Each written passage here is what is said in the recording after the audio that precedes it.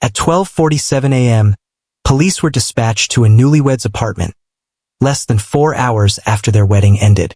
The groom was gone. The bride was shaking, and the bedroom had been scrubbed clean.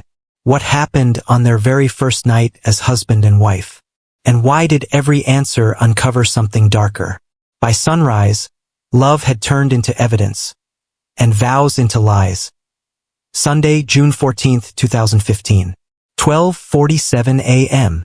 The 911 call lasted 42 seconds. A woman's voice, trembling and breathless, reported screaming, glass breaking, then silence. The dispatcher noted the address, flagged it as a possible domestic disturbance, and stayed on the line until the caller hung up without explanation. By 12:54 a.m., patrol units were en route. Officer Daniel Mercer arrived first. The apartment building was quiet, almost unnervingly so, its hallway lights humming softly. The door to Unit 3B was unlocked. Inside, the air smelled faintly of champagne and cleaning chemicals, an odd combination that immediately registered as wrong. Wedding decorations were still taped to the walls. A white lace veil lay crumpled near the sofa. The bride stood barefoot in the living room, arms wrapped tightly around herself.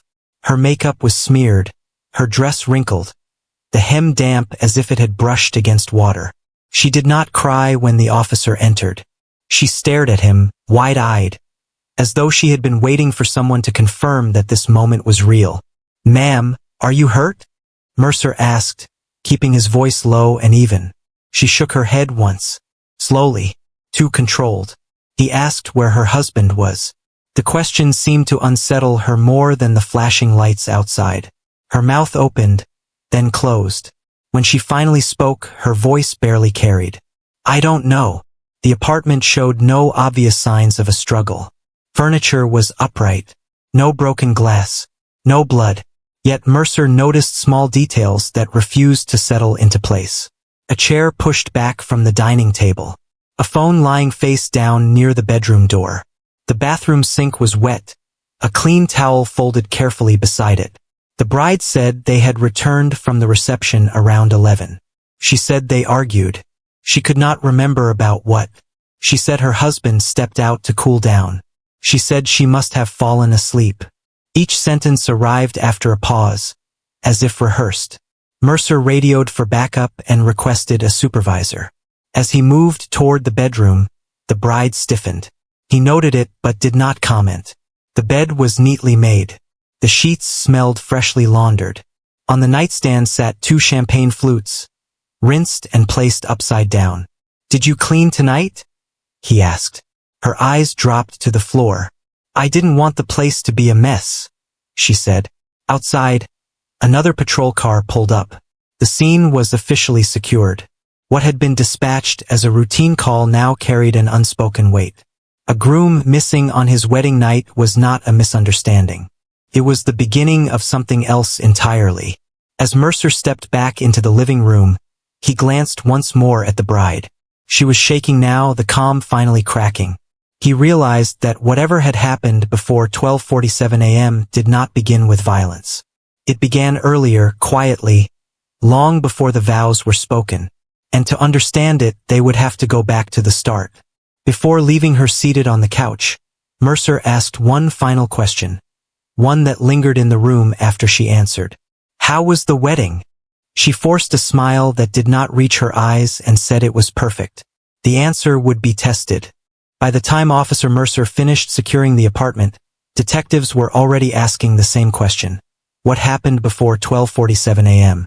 The answer, they believed, was not in the living room or the bedroom but earlier that day. So the timeline was pulled back, hour by hour, to the wedding itself.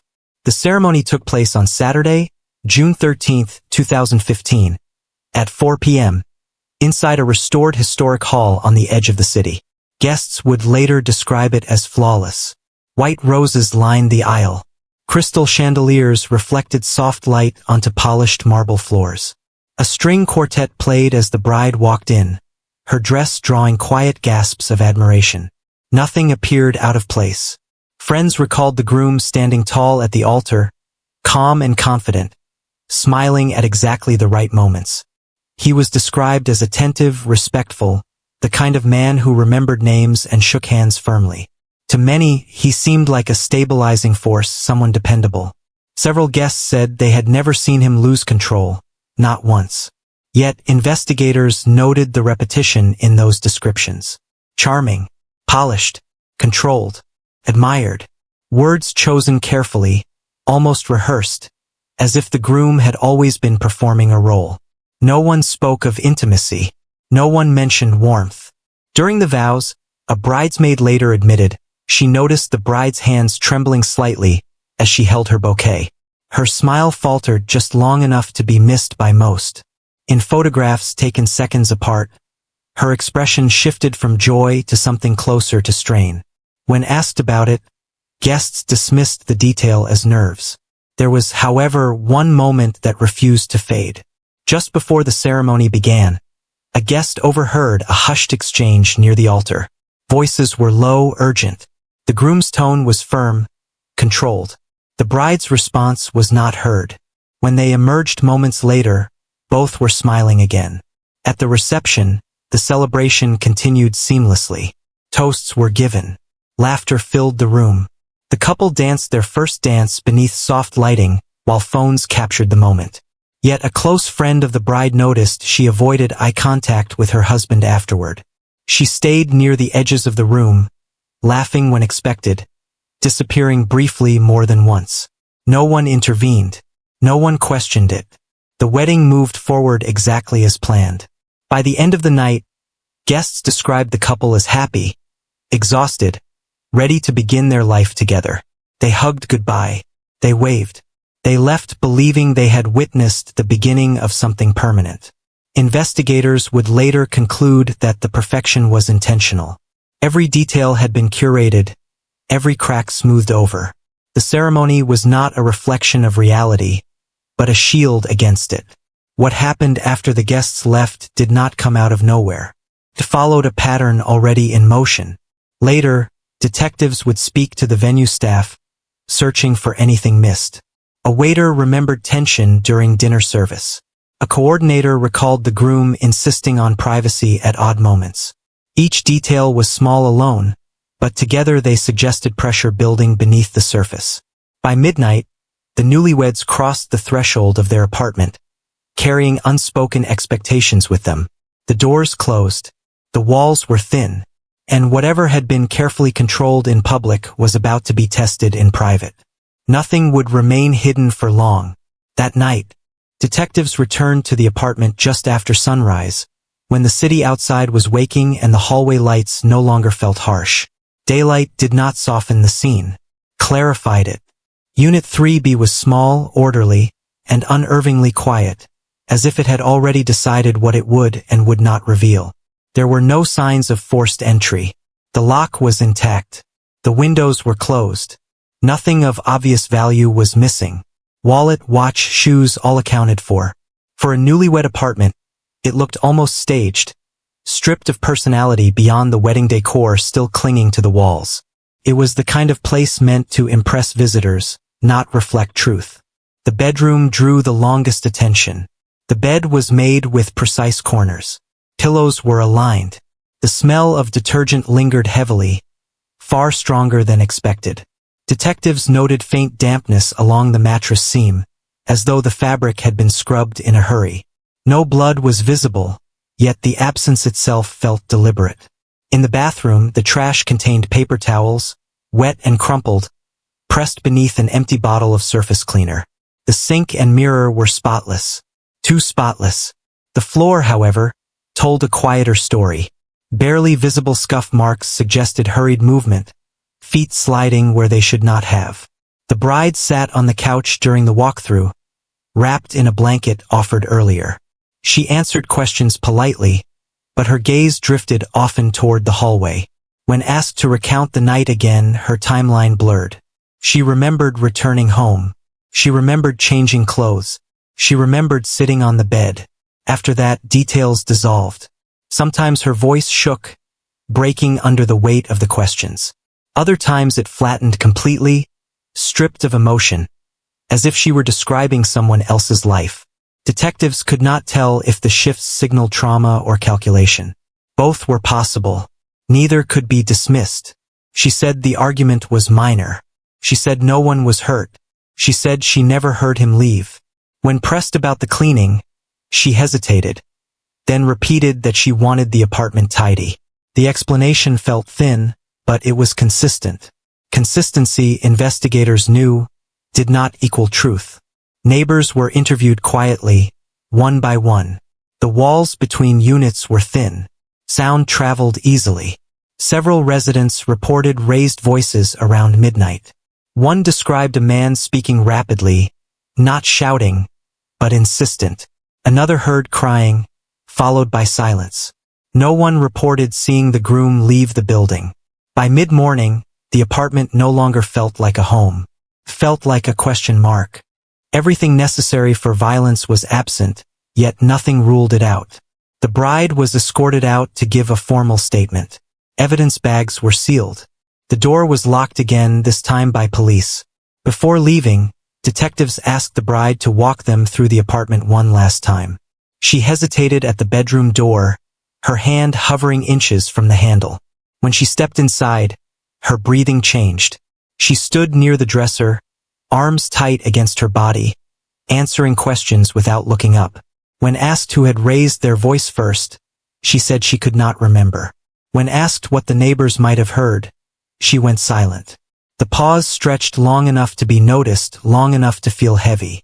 In that silence, detectives understood that the walls had already spoken, and they were saying more than she ever would. Their attention turned outward next, toward those neighbors, because answers rarely stay contained within locked doors once questions have already begun there. As detectives stepped into the hallway, one of them paused, listening. The building was alive now with footsteps and doors opening. Ordinary life had resumed. Inside Unit 3B, however, something had already ended. To understand what, investigators would have to stop looking at the space and start listening to the people who heard what happened through those thin walls. Detectives began knocking on doors just after noon, starting with the units closest to 3B. What they were looking for was not a single dramatic moment, but fragments. Overlapping sounds that could reconstruct a night already slipping into memory. In buildings like this, walls did not protect privacy. They preserved it. The first neighbor was an older woman who lived directly across the hall. She spoke slowly, carefully, as if choosing words that might later be used against her. She said she had been watching television when she heard crying. Not screaming, crying. It went on for several minutes, stopped, then started again. She remembered checking the clock because it felt late for that kind of argument. It was just after midnight. Another neighbor, a man who lived below the couple, described something different. He said he heard raised voices around 12:15 a.m., but only one voice clearly. A man's voice. He wasn't shouting, the neighbor insisted. He sounded desperate, repeating the same phrase again and again, though the words themselves were impossible to make out. Then came a heavy thud, followed by silence. Detectives wrote everything down. Times, directions, tone. None of it matched the bride's account of a short, forgettable argument. What the neighbors described stretched over nearly 40 minutes. That mattered. Crimes of passion were fast. What happened here appeared to linger. A third resident recalled pacing footsteps overhead, back and forth, as if someone were thinking while moving. Another mentioned the sound of running water close to 1 in the morning. No one heard laughter. No one heard a door slam. No one saw the groom leave the building. As the statements stacked up, a rough timeline formed. Midnight marked the beginning. The argument intensified, then softened. Pleading replaced anger. Crying returned. Something fell. After that, nothing. The silence lasted until the 911 call shattered it at 12:47 a.m. When detectives compared these accounts to the bride's statement, the gaps widened. She had said she fell asleep. She had said she heard nothing after her husband stepped away. But the walls told a different story. They suggested awareness, movement, decisions being made while time passed slowly. Investigators revisited the bride with the neighbor's statements in hand. When asked about the crying, she said weddings were emotional. When asked about the male voice, she said stress made people speak loudly. Her answers were not lies in the traditional sense. They were evasions shaped to avoid edges. One detective noted how often she minimized duration. Minutes became moments. Raised voices became tension. The longer the night appeared, the less accidental it seemed. Something had been building, not exploding. By late afternoon, detectives stood in the hallway again, listening to ordinary sounds echo through the thin walls. They imagined the argument unfolding, not as chaos, but as a process. Words spoken, silences chosen, actions delayed. The realization was unsettling. This was not a sudden loss of control. It was a series of decisions. As they gathered their notes, one investigator remarked quietly that arguments like this rarely start on the wedding night. They are carried there. Whatever happened after midnight had roots that reached back further than the apartment, further than the ceremony. To understand why the night unfolded the way it did, they would need to examine how this marriage had been formed, and how quickly it had been sealed. The neighbors had not witnessed a crime, but they had heard its shape forming, minute by minute, through walls, long before police lights arrived, and long before anyone admitted that something irreversible had already begun. With the neighbors' accounts suggesting a longer, deliberate night, detectives shifted focus from the apartment to the relationship itself. What kind of marriage unraveled within hours of beginning? The answer, they suspected, lay in how quickly it had been built. Friends told investigators the couple met less than a year before the wedding. The romance accelerated almost immediately. Within weeks, plans were made, leases were broken, routines rearranged. The groom framed it as destiny, as certainty. He spoke confidently about knowing what he wanted, and people admired his decisiveness. The bride's circle described something quieter. Invitations to lunch went unanswered. Phone calls shortened. She canceled plans with explanations that felt rehearsed. When asked, she insisted she was happy, busy, in love. Slowly, her world narrowed to one person, and it happened so gradually that few challenged it. Several friends recalled moments of discomfort they dismissed at the time. The groom often spoke for her, correcting small details, finishing her sentences. He monitored schedules closely, appearing attentive while subtly limiting spontaneity. Any concern was reframed as protection. Any disagreement became an emotional misunderstanding that ended with her apologizing. Investigators requested records, messages, anything that showed how the relationship functioned behind closed doors. What emerged was a pattern of intensity followed by withdrawal. Long, affectionate messages would abruptly stop if expectations were not met. Silence became leverage. Reassurance followed compliance. Then there was the former partner. She agreed to speak only after assurances her name would not be released. Her voice was steady, practiced, as if she had told this story before. She described the same charm, the same speed. She described promises made early, boundaries tested quietly. According to her, arguments never erupted suddenly. They stretched. He spoke calmly while pushing until exhaustion set in. Control was never obvious, she said. Felt reasonable, even caring, until it wasn't.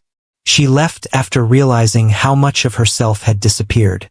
When detectives compared her account to the bride's behavior, similarities surfaced. Isolation, self-doubt, careful phrasing. The marriage had not been impulsive. It had been engineered to move faster than reflection allowed. The wedding, investigators concluded, was not a beginning but a checkpoint. A legal seal placed on a dynamic already established. By the time the couple crossed the threshold of the apartment that night, the imbalance was firmly in place. As daylight faded, detectives prepared to examine digital records next. If pressure and control had shaped the relationship, traces would remain in messages and calls. Somewhere in the hours leading up to midnight, the tone had shifted from managed to unstable. Whatever finally happened on that first night had roots deeper than anyone wanted to admit, and the evidence was waiting on their phones. Friends also noted how quickly decisions were finalized once the groom proposed. Dates were set without debate.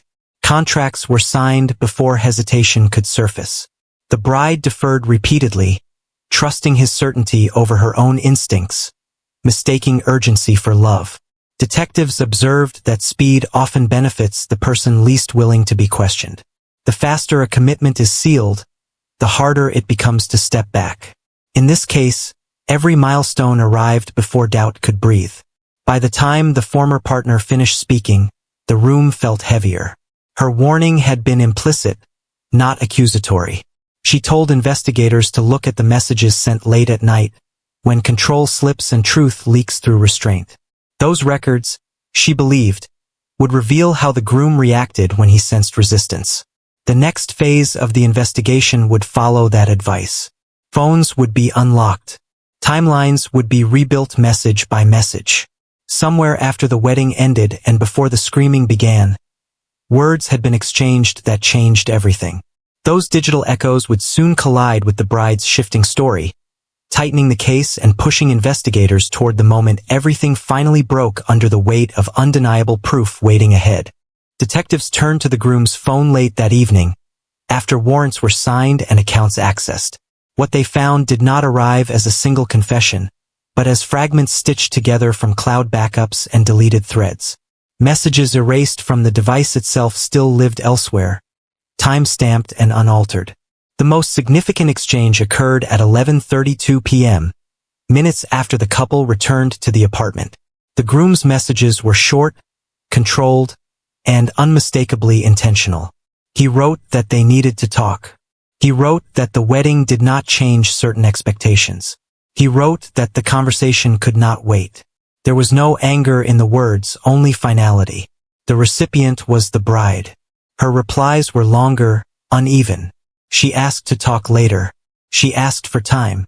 She mentioned being exhausted. The final message from her arrived at 11:41 p.m. It read simply, "Please don't do this tonight." After that, there were no more texts from her phone. Detectives traced earlier messages sent that afternoon, during the reception. The groom had stepped away from the ballroom multiple times. In those gaps, he sent messages referencing something unfinished, something he said had to be resolved before morning. Whatever confrontation awaited had been scheduled mentally long before the apartment door closed. When the bride was questioned again, detectives placed the recovered messages on the table between them. She stared at the screen longer than expected. When she spoke, her voice was calm, but her phrasing shifted. She no longer said the argument was minor. She said it was complicated. She no longer claimed she fell asleep immediately. She said she might have rested. These were small changes, too small to seem accidental. She admitted the groom wanted to discuss something private. She said she resisted. She said voices were raised briefly. When asked about the texts referencing expectations, she hesitated, then said marriage came with pressure. The answer sounded practiced, shaped to deflect rather than explain. Investigators asked why she deleted the messages. She said she panicked. She said she did not want strangers reading their private words. The explanation fit, but only loosely. Deletions made sense after a breakup. They made less sense after a disappearance. Digital analysts continued digging. They found drafts on the groom's phone that were never sent. One referenced betrayal. Another mentioned consequences. None explained exactly what he believed had been hidden from him, but the tone sharpened as midnight approached. The timeline narrowed. At 11:32 p.m., intent was declared. At 11:41 p.m., the bride asked for delay. By 12:15 a.m., neighbors heard pleading. By 12:47 a.m., police were called. Each data point aligned too cleanly to ignore. When confronted with the drafts, the bride's composure wavered.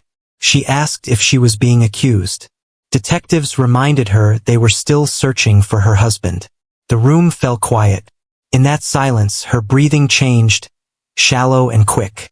She corrected herself once, adjusting a detail she had previously stated with certainty. She said the groom did not step out. She said he stayed. The admission landed softly, but its impact was immediate. The night no longer involved absence. It involved presence. By the end of the interview, detectives no longer questioned whether a confrontation occurred. They questioned how it ended. The messages had exposed intention, pressure, and timing. What they had not revealed was the physical reality of the final moments. As analysts prepared to re-examine the apartment with new context, one investigator noted that words often fail where actions speak. If something violent had occurred, traces would remain, no matter how carefully cleaned. The digital evidence had opened the door. Now they would return to the scene, prepared to see what the naked eye had missed. Light would reveal what detergent concealed, and science would answer what silence protected. Pushing the investigation beyond doubt and toward consequences no vow could undo for everyone involved that night. By the time the bride sat down for her third formal interview, the room felt smaller. The air was stale with repetition, with questions asked too many times and answers that no longer fit cleanly together. Detectives placed a recorder on the table. She watched it, then nodded once, signaling she understood. This time, she did not deny the argument. "Yes," she said quietly, eyes fixed on the tabletop. "We fought." It was the first clear admission she had made. Detectives did not interrupt. They let the silence stretch, knowing it often did more work than confrontation. After several seconds, she continued, explaining that the groom was upset about something he believed had been hidden from him. She did not specify what. She said the discussion grew intense, emotionally exhausting, but insisted it never became physical. "We were just talking," she said. He wouldn't let it go. Her hands trembled as she spoke, fingers interlaced tightly, knuckles pale. When asked to describe the moment neighbors heard pleading, she closed her eyes. "He was asking me to explain myself," she said. "I didn't know how." Detectives noted the phrasing. Asking, explaining, not shouting, not threatening. Her language mirrored the neighbor's descriptions more than her earlier statements had. The shift was subtle, but it mattered. When pressed about the thud reported around 12:20 a.m., she hesitated. Her breathing grew shallow. Finally, she said something fell. She could not remember what. The answer landed weakly, unsupported by detail. "You cleaned afterward," one detective said calmly. "Yes," she replied. "I was overwhelmed." "Overwhelmed by what?" She paused. "By everything." They asked directly if her husband was hurt. She shook her head, but the movement lacked conviction. When asked where he was now, she said she did not know. The words sounded practiced, stripped of emotion. At one point, the detective slid the timeline across the table. Midnight, 11:32 p.m., 12:15 a.m., 12:47 a.m. The bride stared at the numbers as if seeing them for the first time. "You said earlier he left," the detective said. "Now you're saying he stayed." "I was confused before," she replied. "I'm tired." The admission was small, but its implications were not. Each correction narrowed the space between her account and the neighbors. Each adjustment suggested not confusion, but negotiation with the truth. She insisted again there was no violence, no hitting, no pushing. When asked if she ever feared him, she hesitated longer than before. "I didn't want the night to turn into that," she said softly. It was not an answer to the question. As the interview drew on, emotional fractures became visible. Her voice wavered. Tears surfaced, then vanished. She seemed caught between relief at speaking and fear of saying too much. Detectives sensed resistance not as defiance, but as protection. Whether she was shielding herself or someone else remained unclear. Near the end, one detective asked a final question. "Did you think about calling for help earlier?" She swallowed hard. "I thought it would stop." The recorder clicked off. No confession had been given, not in the way courts recognized. But something had shifted. The bride was no longer just a frightened spouse. She was a witness to something she could not fully name. As she was escorted out, detectives reviewed their notes. The fight was real. The night was longer than claimed, and denial now felt deliberate. What remained unanswered was whether physical evidence could bridge the gap between her words and the reality she struggled to contain. The next step would not involve questions. It would involve science. If violence had occurred, the apartment would still remember, even if the bride refused to. The answers she could not give would soon be forced into the light, and when they were, there would be no room left for partial truths. While the bride's story wavered, detectives turned to the groom's world beyond the apartment, uncovering a life carefully hidden beneath charm and composure. What had seemed like a one-night mystery began to widen into a pattern of secrecy, deceit, and calculated manipulation. Financial records were the first clue. Bank statements revealed large transfers to unknown accounts, some under female names, others under generic business entities. Credit card activity suggested purchases inconsistent with his reported income, including expensive gifts, luxury dinners, and travel that no one had known about. Nothing on the surface indicated danger, but the volume of hidden transactions raised a question. Why conceal this? Next came the phone records. Recovered deleted messages, emails, and cloud backups exposed a private correspondence with someone entirely unexpected. The contact, labeled L, was not an acquaintance from work or a relative. Texts showed affection, secrecy, and urgency. Meetings were scheduled late at night, hidden from the bride, timed to coincide with moments when she believed he was elsewhere. Investigators suspected a clandestine relationship, one that had been going on for months, meticulously concealed. Interviews with colleagues and former friends added depth. Some described the groom as precise and controlling, particularly with personal information.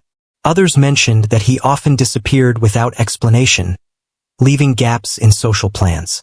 One coworker said he had a dual personality, switching from charming and supportive to cold and distant depending on circumstance. No one had suspected criminal intent until now. Forensic accountants discovered transactions that suggested the groom had been siphoning money from his workplace accounts. It wasn't large-scale theft, but enough to demonstrate a pattern: secrecy, deception, and calculated risk. Detectives began to see him not merely as a missing husband, but as someone accustomed to controlling outcomes, managing perception, and eliminating interference. The forbidden relationship complicated the picture further. Messages revealed that L expected commitment. The groom reassured, manipulated, and occasionally threatened subtly, emphasizing loyalty and secrecy. Emotional leverage was evident, hinting at psychological manipulation rather than overt violence. Yet it framed him as someone willing to bend morality to protect his interests. Detectives revisited the apartment records with this new context. The careful cleaning, the absence of obvious signs of struggle, the meticulous arrangement of objects. It all now appeared consistent with someone who had experienced controlling environments and outcomes. If confrontation had occurred, it had been done by a person who understood manipulation, timing, and the weight of silence. The bride's partial confessions took on new meaning. If her husband had a second life, her hesitations were less about confusion and more about survival. Protecting the truth was now a psychological necessity. Her omissions were not just avoidance. They were shields against a man who had already conditioned her to expect control. By examining hidden accounts, messages, and the timing of meetings, investigators realized motive expanded beyond jealousy or a heated argument. The groom had reasons grounded in survival, secrecy, and dominance. Any exposure threatened not only relationships but financial and personal stability. The night of the wedding, investigators concluded, had been the intersection of multiple pressures, each one amplified by the groom's hidden life. Before leaving the office that evening, detectives noted a chilling pattern. The more ordinary someone seemed in daylight, the more extraordinary their capacity for control in private. The groom had created a world within a world, and the bride had been pulled inside unknowingly. What had begun as an argument on a wedding night was now understood as a collision between revealed secrets and concealed danger. The next phase of the investigation would not focus on stories alone. Evidence needed to speak. Forensic tools would uncover traces left behind by calculation, not passion. The apartment, the messages, the financial anomalies, all were pieces of a puzzle pointing toward a single truth. Whatever had unfolded that night was deliberate, and the consequences would be undeniable. Detectives prepared to return to the scene, ready to let the physical world confirm what the groom's hidden life had suggested. Detectives returned to the apartment under controlled conditions, the room stripped of distractions. Officers in gloves and booties moved silently, as if the apartment itself might reveal secrets if disturbed too quickly. Luminol spray was prepared, a chemical that would light up traces invisible to the naked eye. The quiet hum of the forensic team filled the space, punctuated only by the occasional click of a camera. The living room, polished and calm by day, revealed nothing unusual. But in the bedroom, the story began to emerge. Luminol reacted faintly along the seams of the mattress, highlighting spots that had been scrubbed clean. A chair, once pushed neatly to the side, revealed streaks along its legs. Even the tiled bathroom floor, wiped obsessively, glowed in irregular patterns. Something violent had occurred, though no one could yet determine exactly what. Detectives measured, photographed, and cataloged every reaction. The spots suggested movement, not random splatter. Someone had been on the bed, on the floor, moving objects to conceal what happened. The patterns were deliberate, controlled, much like the groom's hidden life the previous chapter had revealed. Investigators compared this new evidence to the bride's statements. Her insistence that nothing physical had occurred was no longer credible. She had described a fight, emotional and loud, but denied violence. The apartment told a different story. It whispered that force had been used, even if subtly, and then erased. They documented each point carefully. On the dresser, Luminol highlighted faint traces near the edge, consistent with someone having grasped it for support. On the nightstand, residues suggested movement that contradicted her account of simply cleaning up. Every mark suggested a struggle, not a peaceful argument. The apartment became a witness, and it remembered what its occupant tried to forget. The hallway was examined next. Though neighbors had heard pleading and movement, the physical evidence inside the unit now corroborated that something had escalated beyond argument. A detective noted that the combination of sound reports and chemical reactions painted a timeline.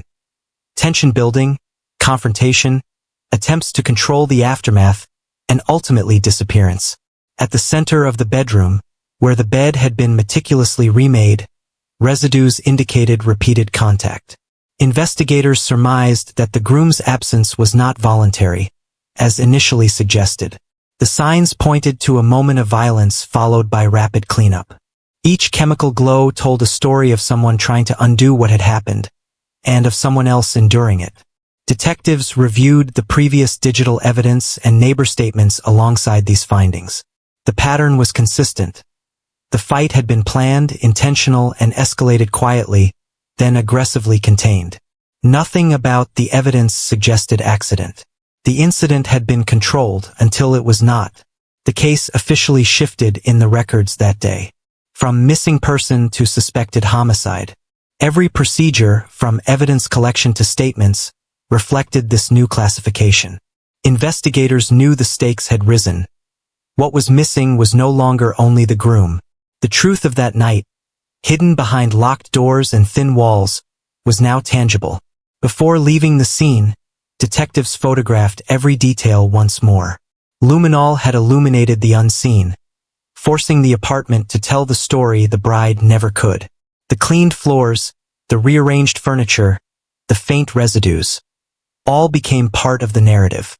Forensic patterns suggested that the next step would require combining chemical evidence with the timelines extracted from neighbors, messages, and interviews. As the team sealed the apartment, one detective remarked quietly, almost to himself, "The apartment remembers everything." Outside, the city moved on. Inside, the evidence waited, and investigators knew that the next phase, confronting the bride with undeniable proof, would finally force answers, shifting the investigation from conjecture to revelation, and drawing them ever closer to the moment when the full truth of the first night would emerge.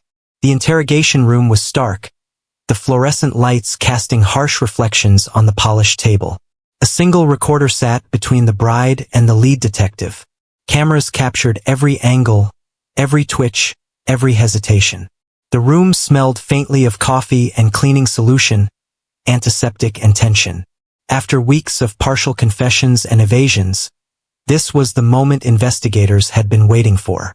She entered quietly, her hands clasped tightly in front of her. She avoided eye contact at first, staring at the floor. The detective motioned for her to sit. "We need the truth," he said simply. "Everything. Start at the apartment at midnight." Her voice was low, almost a whisper. He came home and we talked. It started calm, but it didn't stay that way." Detectives let the silence fill the room. She continued, slow and fragmented, revealing the tension she had carried all night. He wanted to know if I had lied. About everything. About me. About us. "What did he do?" the detective asked, voice steady. "Nothing, not at first. He just insisted. I tried to explain. I tried to reason. I thought it would calm him, but it didn't. It built up, like pressure I couldn't release." Her fingers shook as she clasped them tighter. The narrative that had been carefully hidden emerged piece by piece. Weeks of subtle control, the groom's demands, the emotional manipulation, the constant testing of boundaries, all became visible in her words. She described the psychological abuse as though she were both observer and participant. I begged him to stop. I said we could talk tomorrow. I said it was too much too late. But he wouldn't, he couldn't. He was relentless. Detectives noted her hesitations. Each pause marked a moment of internal conflict. She did not want to admit what came next, yet words poured out anyway, driven by necessity and exhaustion. In the bedroom, it escalated. Voices rose. I don't know if I hit him or pushed him. I just know." Her voice faltered, tears running silently down her cheeks. "I did something irreversible." The detective pressed gently. "What do you mean by that?" She looked up, eyes brimming with horror and disbelief at her own actions. He's gone. I didn't mean it. I didn't." No graphic detail was offered, but the weight of her confession filled the room. The groom's fate, sudden and devastating, was now undeniable. Every prior gap, every evasive answer, every clean surface in the apartment was given context.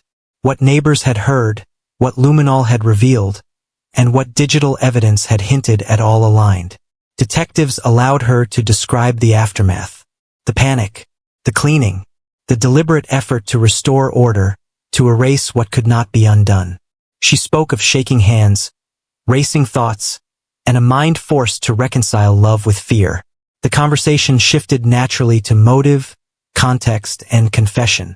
She described fear of exposure, fear of control, fear of consequences, and the moment she realized there was no turning back. She did not speak of malice. She spoke of survival, of decisions made in a compressed, suffocating moment of psychological collapse. By the time the interrogation concluded, the full narrative had emerged. A confrontation fueled by secrecy and manipulation, escalating to an action that could not be undone. Her fragmented dialogue, combined with narration of her internal state, revealed a woman trapped in a web of love, fear, and coercion. As she was escorted out, detectives reviewed every detail in the transcript. The case had shifted from speculation to certainty. The groom's absence was no longer a mystery. The truth under oath provided the missing link, connecting the controlled tension of the night, the apartment's hidden residues, and the digital evidence to a single, irreversible moment. The next step would not involve confessions. It would involve accountability, piecing together evidence, documenting consequences, and preparing for the legal realities of a night when love, control, and secrecy collided with devastating finality. The courtroom was quiet, the atmosphere heavy with expectation. Months of investigation, interviews, and forensic analysis had culminated in this moment. The bride sat across from the prosecution, her hands folded, fingers intertwined, face pale and strained. Her life had unraveled in ways she could not undo, and yet, no sentence or testimony could fully restore what was lost. The trial presented the facts as objectively as possible. Digital records confirmed the timeline, showing messages sent and deleted, intentions declared and resisted. Neighbor testimony corroborated sounds of conflict, pleading, and distress. Luminol evidence illustrated the struggle in the bedroom, carefully cleaned but never completely erased. The legal team argued methodically, highlighting intent, escalation, and the irreversible consequences of her actions. The bride's defense was restrained, grounded in psychological analysis and character testimony. Experts described prolonged emotional manipulation, coercive control, and the fear she endured. They emphasized that the confrontation, though tragic, was not born solely of malice, but of compounded fear, exhaustion, and the sudden collapse of a carefully controlled dynamic. Her actions were framed not as premeditated malice, but as the final outcome of an unrelenting psychological pressure cooker. The verdict arrived quietly, guilty, but mitigated by circumstances. The sentence reflected a balance between accountability and acknowledgement of the extreme duress she had experienced. It was a judgment that satisfied the law, but it could not satisfy the hearts broken by the events of that night. The groom's absence, now confirmed as fatal, left a void that no legal decree could fill. Family members, friends, and neighbors would carry the memory of the first night forever, a cautionary shadow over celebrations meant to mark joy. Outside the courthouse, reporters captured the tension of the moment, though few understood the nuances behind closed doors. The media reduced the tragedy to headlines: "Newlywed confrontation ends in death. Bride convicted after wedding night incident." Simplified, sanitized, and sensationalized, these accounts ignored the complexity of fear, secrecy, and human vulnerability that had led to irreversible choices. The apartment where it all began remained vacant for months, a silent witness to the collision of love and control. Forensic teams returned only briefly, collecting remaining evidence and documenting every mark, every residue, every trace of what had transpired. Even in absence, the unit told the story of a night that started as joy and ended in irrevocable consequence. Friends and family struggled to reconcile the person they knew with the actions she had taken. Some expressed shock. Some expressed anger. Others, quieter, grappled with grief that was diffuse and unresolvable. The lines between victim and perpetrator blurred in private conversations. The groom's hidden life, the carefully manufactured romance, the psychological strain, and the final confrontation all coalesced into a narrative that defied simple judgment. Psychologists later described the case in training sessions as an example of the cost of unresolved emotional manipulation. Relationships built too fast, control exerted subtly, and silence left unchecked can escalate into catastrophe. Professionals emphasize the importance of awareness, communication, and vigilance in personal dynamics, lessons learned too late for those involved in this tragedy. For the bride, every step forward carried the weight of irreversible choices. She would serve her sentence, face society, and confront a future shaped by fear, guilt, and public scrutiny. For the groom, there would be no recovery, no reconciliation, no explanation sufficient to ease the loss. For everyone connected, neighbors, family, friends, the events of June 14, 2015, would remain a reminder of how quickly love can turn into leverage, how silence can become complicity, and how a single night can reshape multiple lives forever. The story closed with a stark, sobering truth. The human capacity for secrecy, control, and manipulation is often invisible until it intersects with vulnerability. Vigilance, emotional accountability, and clear boundaries are not abstract ideals. They are protections against irreversible harm. The first night, meant to celebrate union, instead illuminated the fragile, dangerous intersection of trust and deception. A night whose cost could never be recovered, but whose lessons remain for anyone willing to heed them.